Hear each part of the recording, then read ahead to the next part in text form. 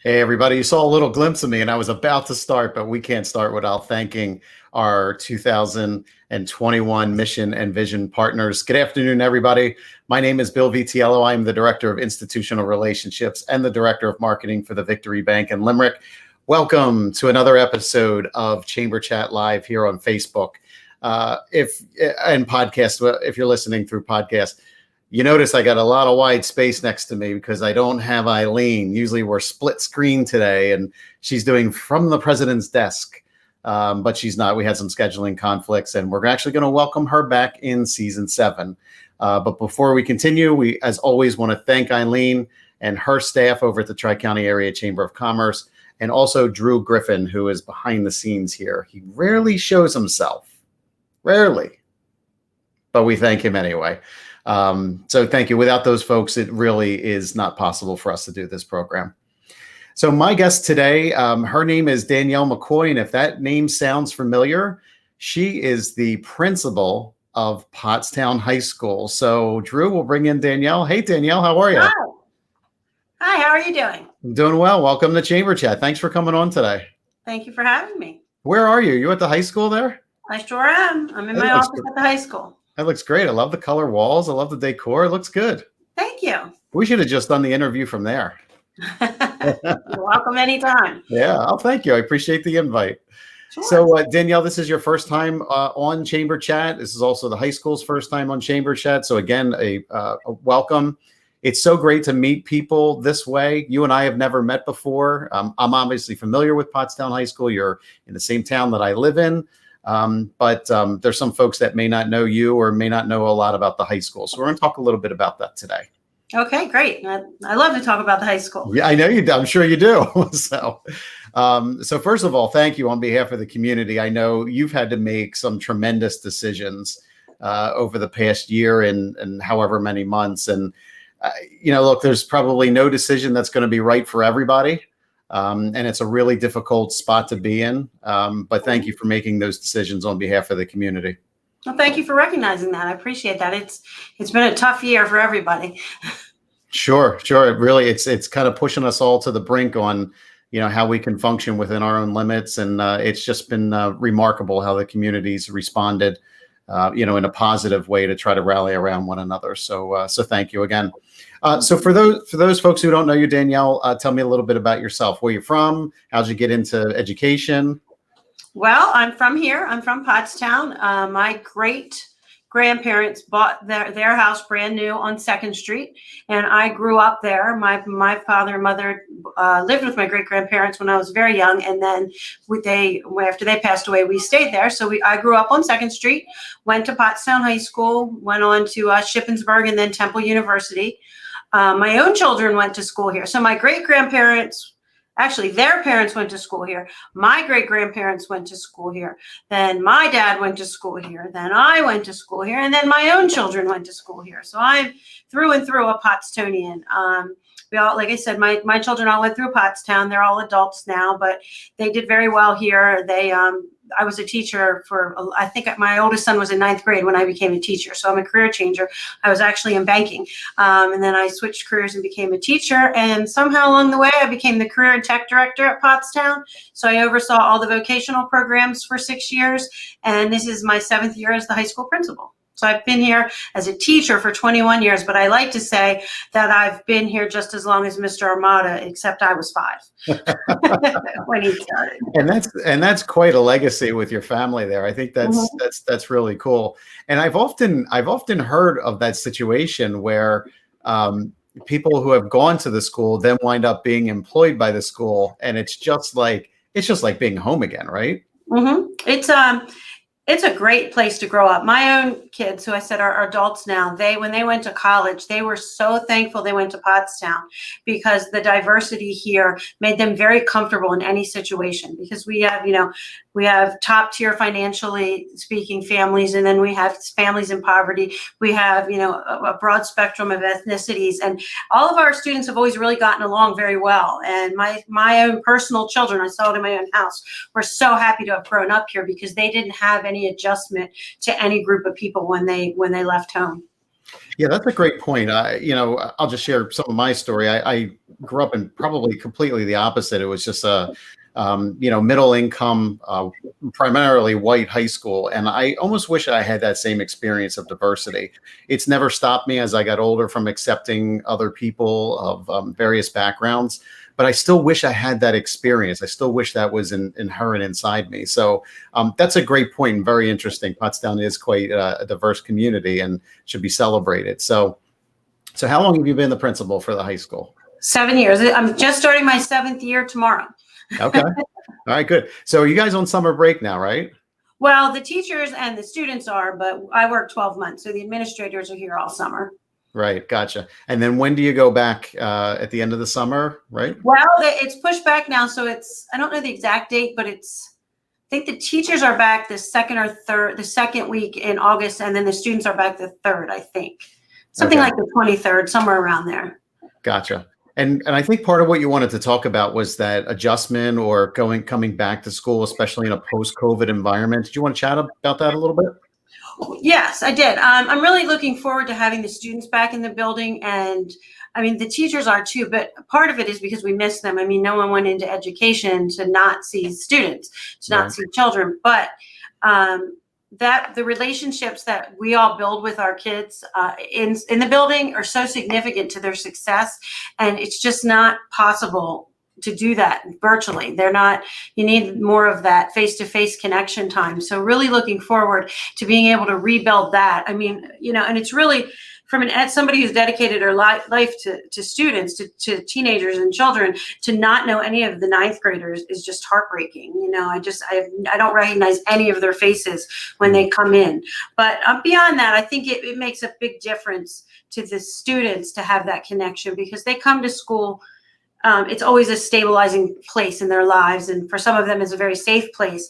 And it's just not the same virtually. I mean, we see all the activity going on behind them at home and all the different ways they're being pulled. And it's really hard to work to get as close to them when all that's happening. So we're really looking forward to having them back in the building, selfishly because we miss them, but also we think it's best for them, educationally. So I'm really excited to plan for that. Yeah, and high school is a very social place, right? I remember going to high school. I'm not going to say how many years ago, but remember going in, and it was almost like I knew I was there to learn, but again, it was also a very social place to go to. And regarding the comments about your 9th graders, that almost has a unique opportunity in itself, where you get to know them in a little bit different way than you may not have traditionally done. So again, hopefully everybody be open to that, and everybody adjusts just fine. Yeah. So that's great. So I know there's some great education opportunities for folks at the high school. Do you want to talk about some of the programming that's available? Sure, I do, and some of our success stories as well. It's no secret we have a large population of high-risk students, but the opportunities are there for all of that support. But the support is also there for our high flyers too, our high performers. I'll go back to my own daughter. My daughter is now an attorney for American Eagle, and she does all their international contracts. So that's a big job, and she does really well, and I'm of course really proud of her. But all of her base knowledge came from Pottstown High School, and that's really exciting. And sometimes people look at our sports teams, and we're a very small school competing against very big schools, and people look at that and they think, oh, well, you're just no good, you're just not good. Well, that's not really true. We just don't have the depth. And for the kids who really do have the talent and pursue it, we have a national champion track runner this year during COVID.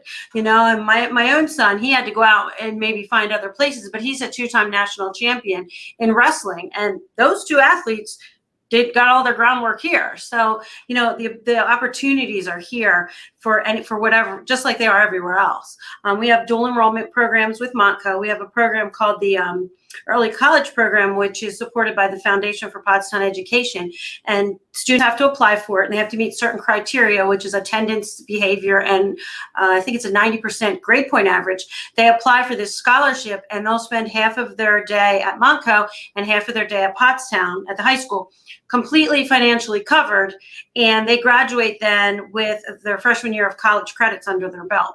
So that's one opportunity we have. We have 14 AP classes that courses students can take. One of our our shining stars is our career and tech program. And I don't want to go too deep because I believe you're going to meet with the director.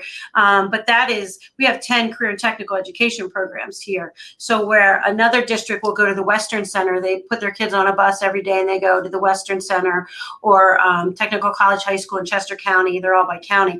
We don't have to do that. Our kids are 100% invested in their Pottstown education while also getting all of that career and tech knowledge out of the way. They're doing everything they're doing at the career and tech centers. They're just doing it in the building. So we have an auto shop, a cosmetology. Our cosmetology program is really nice because they can earn their license in high school. They don't have to pay anything to get their cos license. So that's like a $15,000 savings right there. So we have health tech and early child care, all of that. So we have really opportunity for anything any student wants to do. Yeah, the programming is quite extensive. In fact, right before the pandemic hit, I was at a networking event, and I can't remember, it was the fall of 19 or maybe the early spring of 20, or could have been over the winter time. We all took a tour, and a lot of the tour was through those different disciplines. So we saw the auto body shop, we saw the cosmetology program and all that. So I was blown away by what's available to these students now. If somebody is really interested in a program like that, I know funding is, a little bit of a challenge always, right? Takes money to keep these programs going. There's materials, there's coursework that needs to be purchased and that sort of thing. So can you tell us, without getting, I know it's a big topic, but can you tell us a little bit about the budget and what some of the needs are inside the school? Well, we have, with the career and tech programs in particular, it's keeping the equipment current and the programs as current as possible, the software as current as possible, because we want the students who leave our CTE programs, we want them to be ready to be entry-level employees. So they need to be current on whatever the equipment is. And you know how quickly everything changes all the time. So that's one of the biggest need in career and tech. And our director does an amazing job of seeking out grants and connections for those programs. He make sure you ask him about that. He does an awesome job with that. But we're so used to getting by and so little that, our manpower is probably our biggest expense and our biggest need.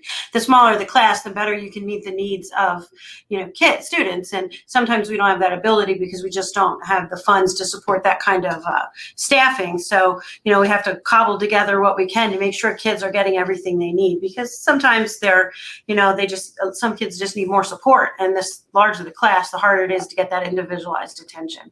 So we have a very supportive superintendent and business manager. So we usually can try to find a way to, make the best of everything. Sure.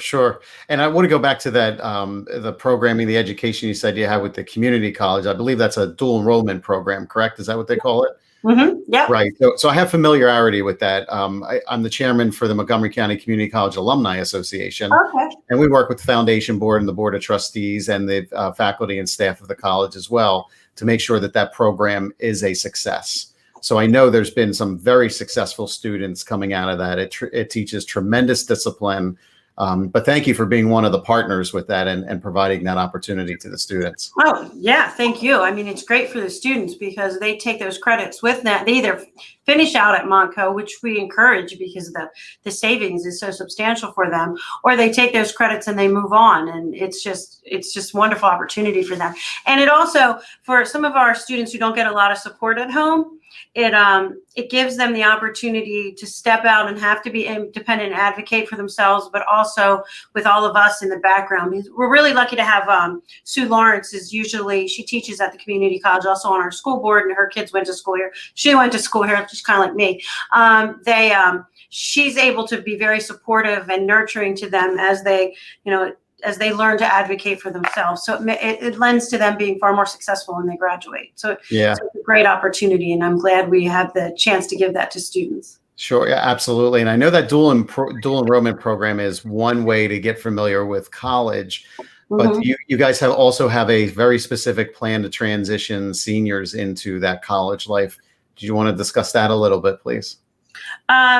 Well, into post-secondary life, college or not. Right. You know, with our career and tech program, the students, when they get to it's a 3-level program, 10th grade, 11th grade, and 12th grade. And when they get to 12th grade, if they've mastered all the skills that they need to be entry-level employees in the class, we set them up with internships outside of school. So they're working in the field they plan to be in. And very often they get jobs then at those companies. So that works out really nicely for the students. And of course, really makes us very proud. We have, we do all kinds of career inventories and things like that in 9th and 10th grade to find out what the students are really interested in. We take them and we tour our shops, but we also go through like, what are the expectations for colleges? One of the hardest conversations to have is students who think they're going to be professional athletes. And it's like, okay, you're not playing basketball now. Like, you need to get started, but Right. you need a backup plan too. So talking to them about what that looks like. I'm never going to tell someone don't pursue your dreams, but what does that look like? And we have a college and career counselor now. So she works with students on applying to schools, but it's almost like we're creating this culture of figure out what your goals are, and then we'll help you get there. And it doesn't have to be college, but if it is college, apply for the dual enrollment program. And if you don't want that, if you want to do more AP classes because you have your eyes set on something that maybe isn't community college focused, likes AP better because all colleges have different not even requirements, but things that they look for. Then we'll help you with that, like that AP track, and how many is too many, because you don't, some kids want to overload themselves with everything. It's like, well, you need that experience too, that high school experience. Don't knock yourself out. So it's providing them with all that guidance. They have the regular guidance counselor, they have the career counseling guidance counselor, and then they have their teachers in 9th and 10th grade in particular who are career focused, and every student goes through those programs. So we're filtering them into whichever path they want, because it's okay that if you don't want to go to college. What's not okay is if you don't have a plan at all. We need to help you find that. Yeah, and that's great. And we have a few more moments left here, certainly. But if those folks who are watching live, if you have any comments, questions, or suggestions for Danielle, please drop them in the comment thing. You have her available here. We can answer them live, right? Yes. So in addition to the career counseling, do you guys offer like some sort of mentoring program at all, in the sense that maybe somebody in the community who has been successful in business or has been successful in some other specific discipline wants to lend their advice about, whatever field that they're in, or, maybe what the student wants to do? Do you guys do anything like that? We absolutely do. We have, prior to COVID, we have career, I don't know if we call them career weeks, but we have times where people come in and speak, and we'll round robin the students through the speakers so they can hear all different careers in each of the different career clusters. But then we'll also have the teachers will bring people in, like our engineering teacher is always bringing people in to talk about all the different careers. And then he also goes out, and not just him, but they'll go out and visit the places as well. We have a mentoring program that we run every other week in school where teachers and students are paired up based on they select who they want to be with. So they pair themselves up together in small groups, and then they'll help with them as well with, all right, well, what you think this is what you want? Here's some people to talk to get you there. But our career and tech teachers are really big about making sure that they're connecting their kids with actual people in the industry, because nothing's more powerful than talking to someone who's already walking the walk. Yeah, and I mentioned that only because when I was, in my early college years, I really didn't know what I wanted to do. I was just taking some communications classes. I knew I kind of liked that space a little bit, but didn't know anything about what type of career I wanted to do, whether it was in radio or television or film. And I wish I had more folks that I could ask questions about, what's the industry like? What's the outlook? Knowing my skill set, is it something I'm going to be happy in? I may want to, do something in radio, but there's so many things in radio, and I might go into advertising. Well, I may not like advertising. I may want to be an on-air personality. So it's great that you have that availability to the students. Again, I wish it's something that I either explored more. If they had it, I wasn't aware of it. Thank you for the programming you're doing there. The other thing we're doing, and we didn't get the chance to start it, last year was supposed to be the first year, is students that do, we call it a graduation project, culminating project, whatever, capstone, whatever we want to call it. But we've switched it from over to where we have it more career based. So we want them to go out and just shadow somebody in a career they're interested in, so they can see, because the thing that always sticks with me, and this goes back 20 years probably, a student who was a senior who was all ready to go to culinary school. He loved, it was before we had a culinary program, all ready to do it. That's what he wanted to do. He went and he did, I think, 30 hours at Cotillo's in the kitchen, and he hated it. To him, like, culinary was making these fabulous creations, not cutting up little pieces of carrot and all of that. Mm-hmm. He didn't like anything about the atmosphere, and he has a whole different career now. So better he find that out in high school than waiting until he pays all that money for culinary school. Sure, So, sure. Absolutely. So I'm very sensitive to that. And I started like I said, I was a career changer, and I always should have been a teacher, but I spent all those years doing something else. And I liked I liked being a teller the best. You're in banking. I loved that interaction with people, and I loved balancing the branch. But when I got into the management side of the branch, I didn't like it anymore. That wasn't for me. I needed more. And I probably would have known that if we had that when I was in high school too. Yeah. And it's interesting though, too, as you go through life, you get more information points and you're able to recognize what you like and what you don't like. Sometimes you just do it robotically, thinking it's the right thing to do. This is my path. This is how it should happen. And Right. It turns out that it may not be. And that has a lot to do with self-discovery. And again, getting that information for yourself. So, yep. Good for you for recognizing that. That's awesome. Yeah. So we just have a few more moments left. Anything else you would like to share about the high school? I'd like to, if anyone ever wants to do a tour, like you mentioned, it's always, everyone who's ever toured the high school has been surprised. Yeah. I don't know what they expect, but they've always been surprised. So if anybody wants to do a tour of the high school, I'm always very proud to show it off. So are, the people that I work with. So just, drop us a line. My email is on the Pottstown School District website, and we can set up a tour. It's, I'm very proud of it, and I love to show it off. So, and I like to talk about it. I mean, I think, when Dave said something about doing this interview, I was like, well, I want to do one too. So. Yeah. And Danielle, we'll put your contact information down in the show notes there so folks can contact you. And I absolutely, if you're watching this, absolutely 100% take a tour. I think you would be blown away by what's at the high school. But like you said, you didn't know what people to expect. And I don't know. I walked into a high school and they started taking us around these different rooms, and from room to room, I just kept getting further impressed by the amount of resources that are available to the students and how disciplined the programming is. So again, congratulations to you and your team. And I hope folks would take you up on that offer to take a tour of the school. Thank you so much. Yeah. So thanks for being on today. If you hold on just a moment here while we wrap up. Sure thing. Thank you All very right. much. Yeah. Enjoy your stay cool today. I know it's a good day to be inside. Yeah, absolutely. Folks, thank you so much for tuning into this episode of Chamber Chat Live. Again, my name is Bill Vitiello, Director of Institutional Relationships and the Director of Marketing for the Victory Bank in Limerick. And until we connect again, all my best. Bye for now.